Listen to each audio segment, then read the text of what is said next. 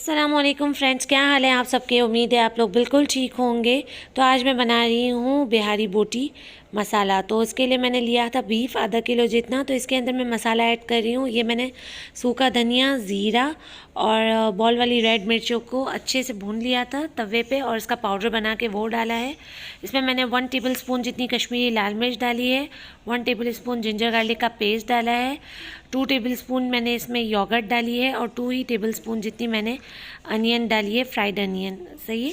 और अब मैं इसके अंदर कच्चा पपीता डाल रही हूँ। तो मैंने इसके अंदर कच्चा पपीता डाला है। इसका कलर थोड़ा सा येलो हो चुका है क्योंकि मेरे पास जो पपाया था वो थोड़ा सा येलो कलर का हो गया था। आप इसके अंदर मीट टेंडराइज़र भी ऐड कर सकते हैं। मैंने इसके अंदर अब ऐड किया है सॉल्ट टू टेस्ट और फिर मैं इसमें ब्लैक पेपर डाल रही हूँ 1 टेबल स्पून जितनी मैंने ब्लैक पेपर इसमें ऐड की है। तो बस अब इस सबको अच्छे से मिक्स कर लेंगे और मिक्स करने के बाद इसमें गरम मसाला डाला है मैंने 1 टेबल स्पून जितना।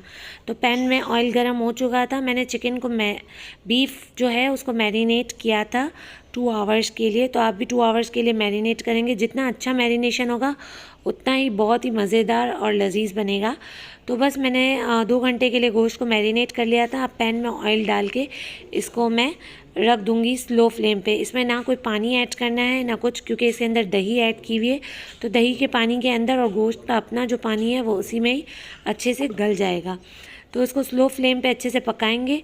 तो आप देख सकते हो कि दही, प्याज और सब मसाले अच्छे से वो हो चुके हैं, मिक्स हो चुके हैं। इनको भुनने के बाद मैं इनको अदरक और धनिया से गार्निश करूँगी।